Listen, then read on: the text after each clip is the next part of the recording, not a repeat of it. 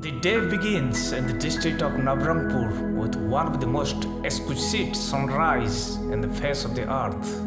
The morning sun, resembling a freshly plucked orange, blossoms out of the lush green forest, just like a flower in the springtime. With this, the rooster let out its majestic crowning sound, signaling the beginning of a new day. A new day with new opportunity and a fresh start, but the challenge remains the same: earning a livelihood for one and one's own. Nabarangpur is a district in southwestern part of Odisha, having a population of about 1.2 million. More than 10 types of tribes are living in the district, covering half of the population depend upon cultivation and forest product for their livelihood. The people in the district practice cultivation only for one season, that is the Kharif season. Hence, people resort to other method of earning for a living. The people in the district are mainly self-employed. They sell a product of which they are the producer.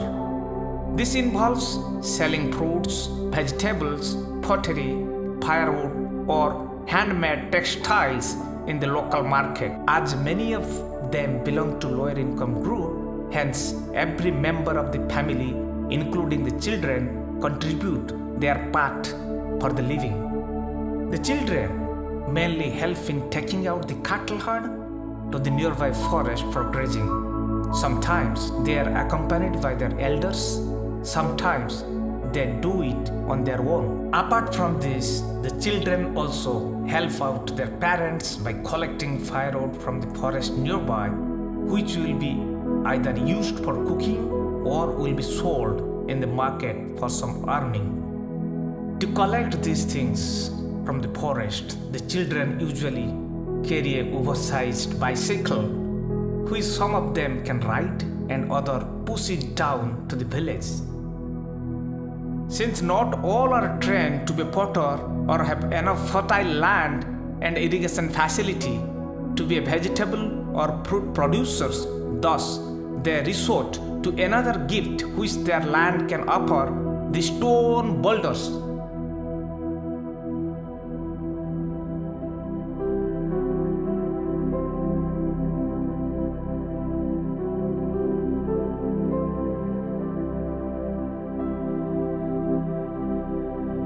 Due to infrastructure boom, the stones are always in high demand, which are used as big boulders for the building's foundation, or as small metals used in the mixture of sand and cement, or even as small chips used in road construction.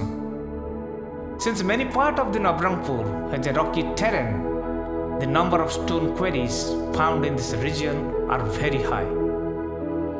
In the morning, after finishing of their daily chores, the women of the village reach at their stone quarries where the rocks await them to be broken down. These women are sometimes also accompanied by their young ones who act as little helpers to them.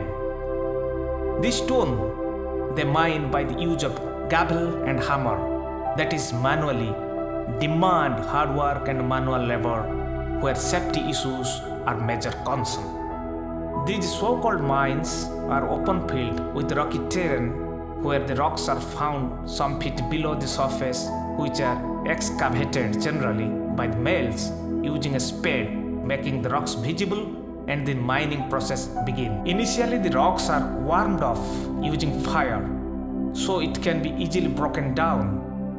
Sledgehammers are used to constantly strike at the stone so as to break it down into the boulders, which are carried off to the surface where the women and other members await, holding chisels and small hammers. This process of converting the boulders into smaller pieces of stone metals or chips is primarily done by the women by use of chisels and hammer. These rocks are kept in a position by the use of a pair of small iron rods. Many times, these women are assisted by small children. Unfortunately, these women do not use any safety gears while undertaking these activities. The whole process of manual stone breaking is not only wearisome but also risky to the personnel involved in execution of these activities. Inadequate safety measures makes them vulnerable to be affected by a range of hazards varying from accidental to physical, chemical, biological, ergonomical, and psychosocial in relation to this work to a varying degree from minor injury to the life-threatening situation. The injury resulting from accidental hazards include being hit by falling objects, work tools, blocks of stones, eye injury resulting from penetration of ricochets and stone splinters into the eyes, strained movement throughout the lifting of heavy loads.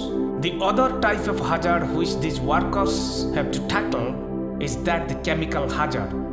Skin inflammation like dermatitis, eczema, allergic reaction due to direct contact with dust, glue, plaster, etc. The exposure to the quartz dust containing the silica can lead to silicosis and sclerosis. Exposure to mineral dust may also lead to pneumoconiosis. Even though there are no specific biological hazards, however, there is possibility of contracting parasitic disease or allergic reaction caused by the bite of ticks and other insects thriving at the site of the stoneworks, depending on geography and topography of the region.